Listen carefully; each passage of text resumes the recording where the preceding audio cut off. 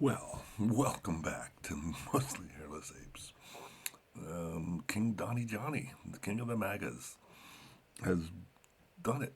He's totally destroyed, or he's intent on destroying the global order that emerged out of the 20th century, where we thought democracy and highly civilized humans would run the planet. And we've reverted back to empire. That's the deal here in America in the 21st century. This is Dr. Gene Mesco coming to you from the Evolving Church of Science. And we're just looking at life here and realizing that we wanted to thank Donnie Johnny. Donnie Johnny, the marauding mango, whatever you want to call, number 47, perhaps the last president of the United States of America before it disintegrates into whatever it's going to disintegrate into, is just amazing that he has chosen to take this path and that he's allowed to take this path. That the idea that we can't figure it out. Because I think that's the only reason people would follow an asshole like Donnie Johnny. How he got tens of millions of Americans to vote for him is we have that many delusional people. You've heard me before on that one. But who can't figure out, because I'm related to some of them, who think that electing Donnie was a good thing. And now he's loaded his cabinet with sycophants, ass kissers, and people who also just want to get rich. I mean, if you really want to understand the Trump administration, just ask the question: where's the money? Follow the money. That was the idea that came up. It's been so many reasons that journalism used to work. If you followed the money, found out who was getting paid. That was usually the easiest way to figure something out. And these guys are making money because they're just sucking up to all the billionaires on the planet. And they're getting money flowing their way by making these rules because they don't really give a shit about it, the average person. There's no real interest in civil government and the government of, by, and for the people. They don't care. They don't fucking care. He's just making money, and that's all that matters. It shows that he's the best in his mind. And that's what we've got to deal with. We have to deal with that and either wake up or settle in for a really horrible ride. Because that's what's going to happen. Because they're just going to keep squeezing and squeezing. They're going to throw out bread and circuses for the masses. They're going to keep chasing brown people and black people and making villains of everybody who's not white, cis male, supposedly like them. And they can go on molesting children and abusing the planet. And they don't care because they know they have enough money to buy whatever the fuck they want. And that's all there is to it. I mean, until you face up to the fact that we put this dictator in office and we've given him carte blanche because nobody's willing to step up to him. And the Democrats are next to useless. Maybe they're worse than useless because we think they might actually do something. But they don't. They won't. They're beholden to the same billionaires who they think they need to buy airtime to get ads so they can supposedly run for re-election and stay in power. But they have no power because we've abandoned the whole idea of civilized government. I mean, up until then, let's review our history again. And just think about what the idea of America was: government of, by, and for the people. The idea of self-government, that you didn't need elites, aristocrats, royals, billionaires, whatever you want to call them. The people who had climbed to the top of the social pyramid and said, hey, we're in charge because we own stuff. Why do we own stuff? Because we got these people with guns, who are backing us up. And you can't argue with us. You could, but we're going to make your life miserable if you do.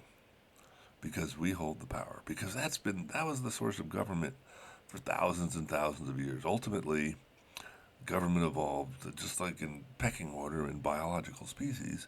If somebody was going to beat somebody up, whoever the alpha was, that was the idea. And we like to think that we became these thinking humans, and we deluded ourselves. I mean, that the evolving church of science tells us is that we developed this idea of science where we came up with technologies, and we thought, wow, we're civilized. But if unless you actually understand science and use it as a philosophical principle, because that's what we need to have. That's the evolving church of science. It says, I believe that there's constant properties in the universe.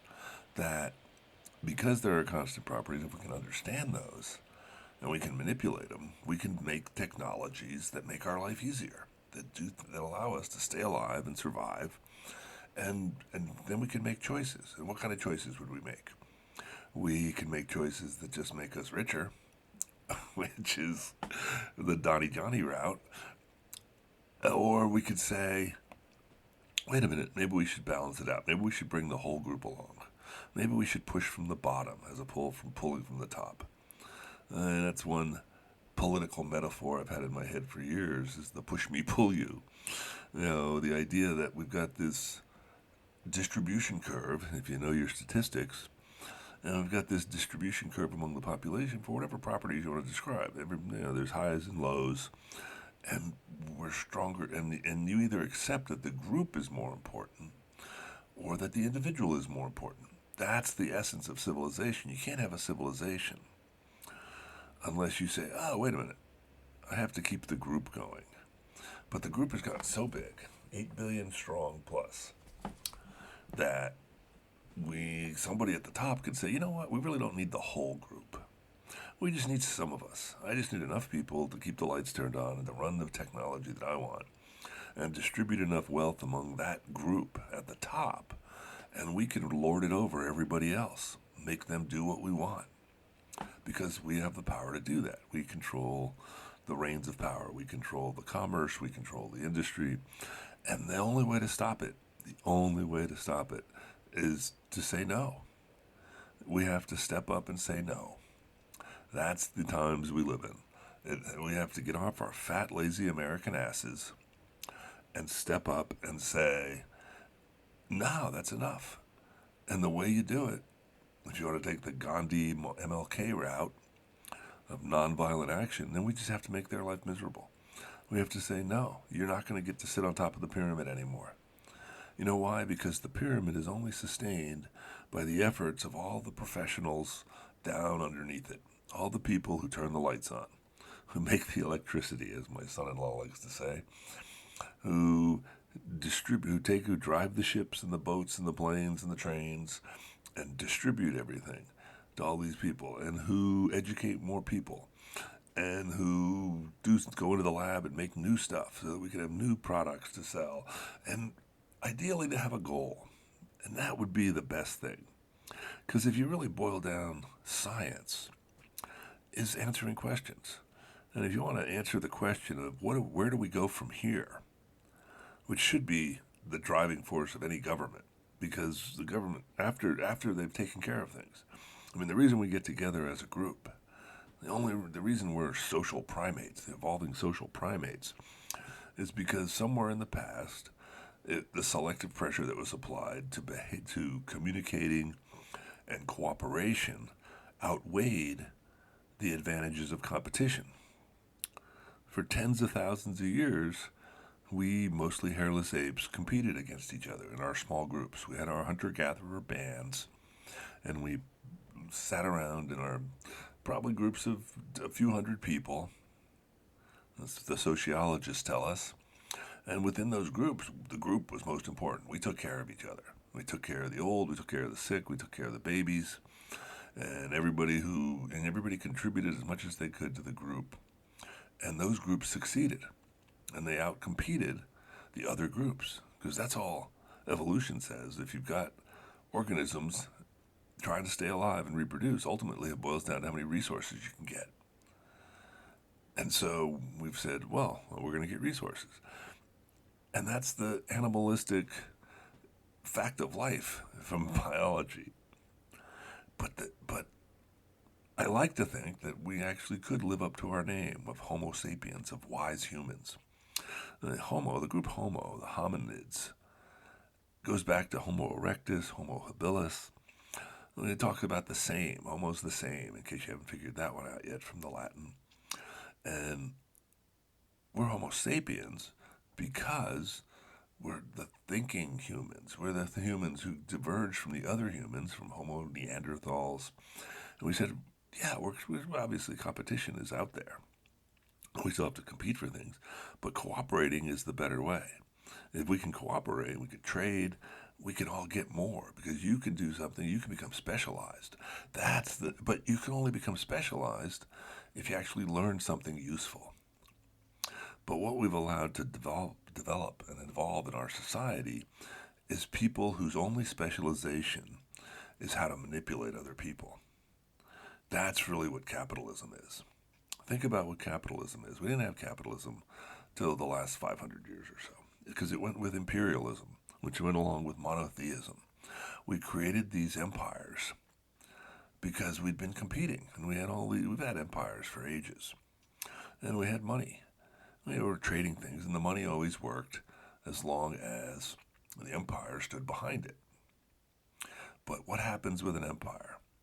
What the historians tell us, the people who bother to look at all these patterns, they see a repeating pattern. The repeating pattern throughout history is that you build a modern civilization, you develop a currency that you can use as a medium of exchange, so you don't have to haul all your goods to market every day. You can just trade dollars or rubles or yen or pounds or reals or whatever number, whatever name you want to give the currency, doesn't matter because you have it, but it's based on something. And the Spaniards were the first real global empire. I mean, the Romans obviously did it years ago, and they did the same thing. What happened in Rome? They got so big, and they had to support so many militaries to expand the horizons, and everybody at home was just living off the riches that were coming home. And they really weren't engaged in actually running the empire anymore. And that's what we have. And that's the rationale that the leadership uses to say we don't need people.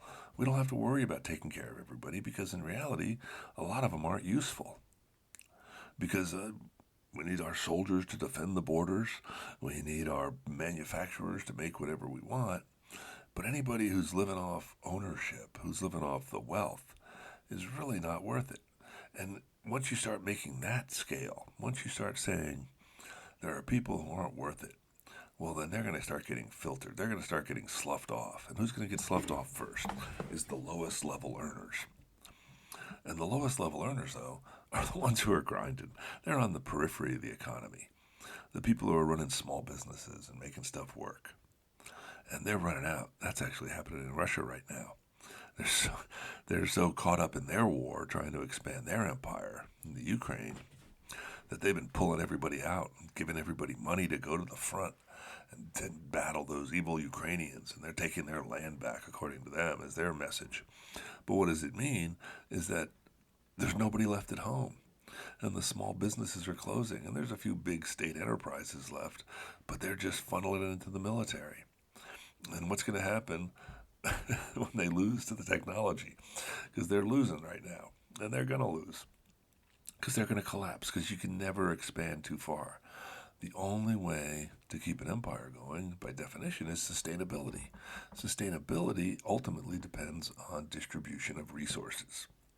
It's freaking physiology. It's freaking basic math.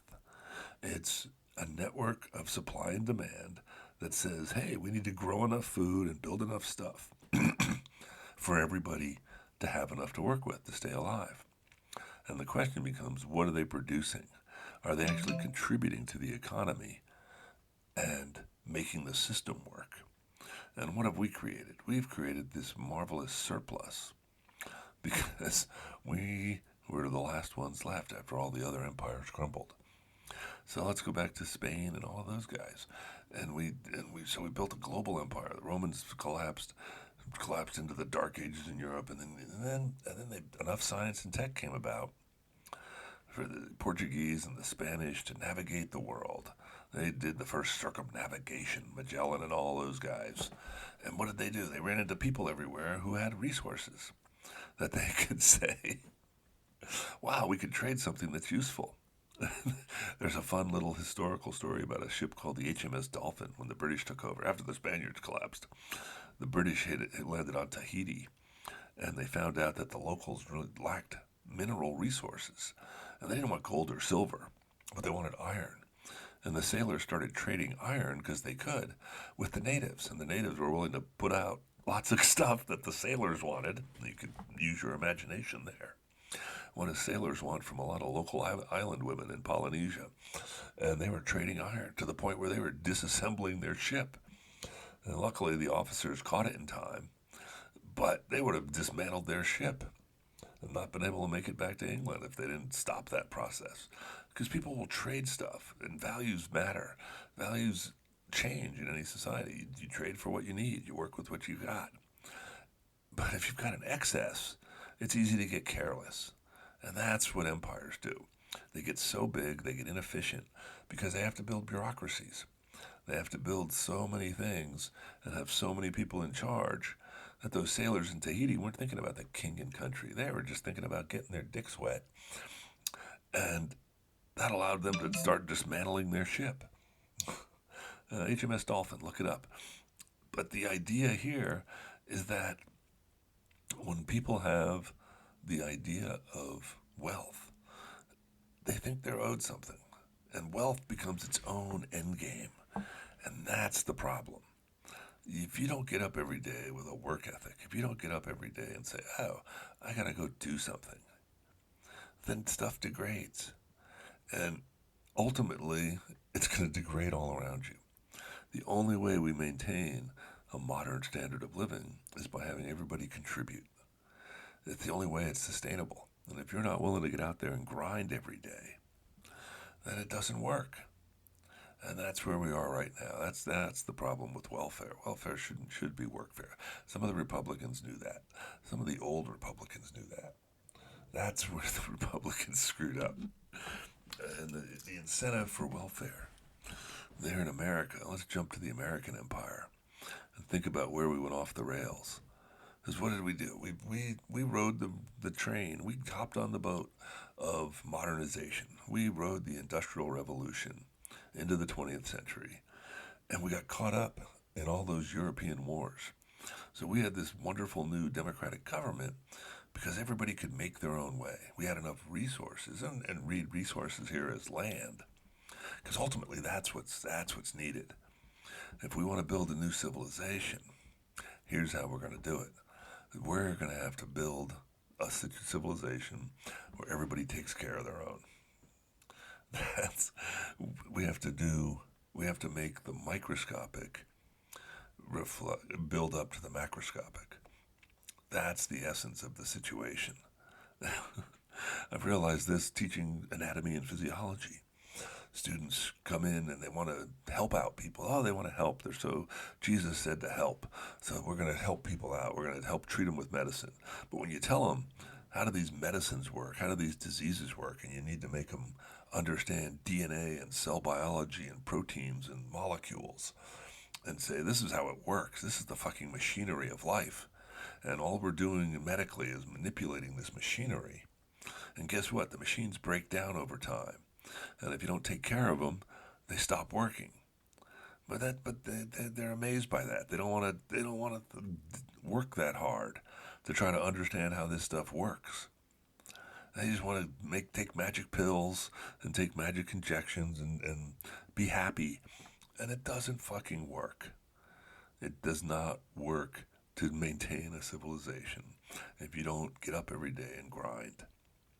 And that's the deal on life. We all have to get up and grind. Now, I'm speaking as a retired person, and that's finally smacked me upside the head, because I realize my life is useless if I'm just going to sit here and enjoy the fruits of my labor. Well, and everybody should have that. Everybody should have the option. We're all going to die. So I think a civilization needs to be built on humans. And what is it? The human lifespan. And that's birth to death, cradle to grave. We have to build the microscopic societies where everybody takes care of their own. And you can do that by providing value to human diversity. You could say the genetics are the only thing we own as a species. That's really the only ownership we have. We each own the unique mix of DNA inside of our bodies, our genome. We share. The genome is all the genes in a species. And we're humans, so we all have the same genes, but we have all these different alleles. We have all these different versions. Just like there's ABO blood types. Blood type is the gene, A, B, and O are the variations, the alleles, the different options you have. And we don't know which options are best. That's the genetic game. That's how evolution works. It throws out variation in these systems. I mean, life evolved as a stable set of biophysics and biochemistry. Metabolism works because there's cyclical reactions where you take in nutrients and you get rid of waste. And the more efficiently you do that, the more stable you can be, the bigger system you can build. And that's what's been going on for billions of years of life on Earth. That's what natural selection is. Natural selection just says, oh, you want to build a stable system? Well, then you have to get more resources. And that's all organisms have been doing for billions of years. And then somebody figured out that if you work together, if you cooperate and you build a multicellular organism and specialize, you can do even more things. That's the beautiful thing about multicellularity.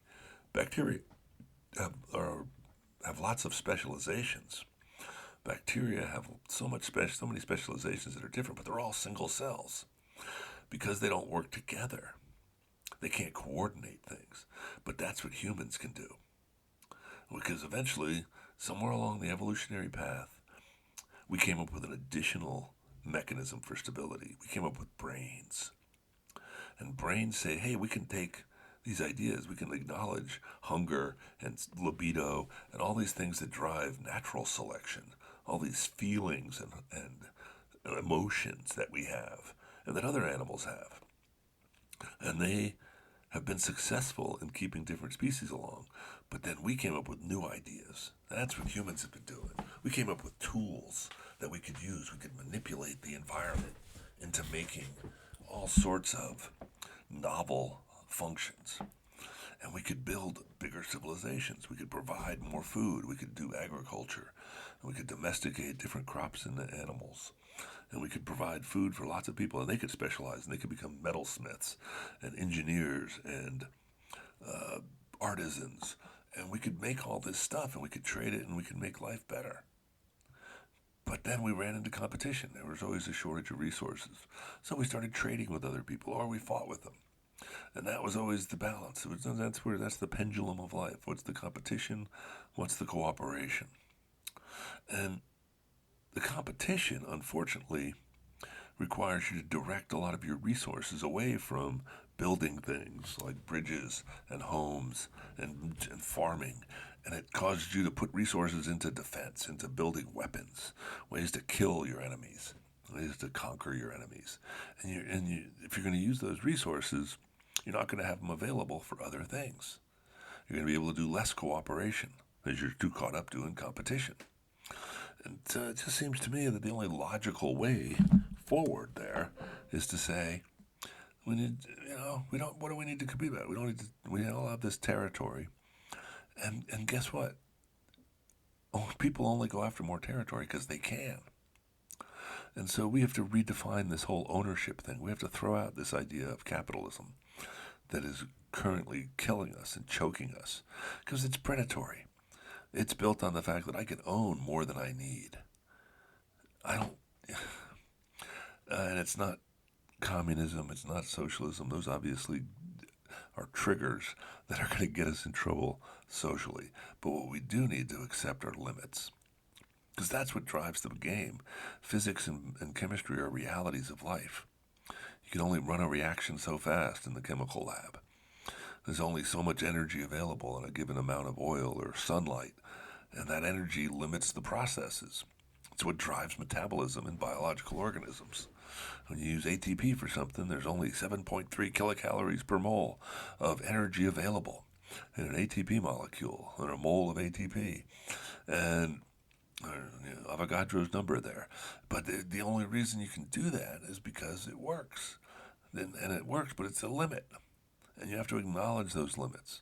And what we should do is say, everybody needs their own home. If we want to have a diverse, multivariable population where we'll have the best chance to survive into the future by having the most functional, optimally developed humans, we have to build a world where everybody has a baseline of resources that they can develop into modern humans.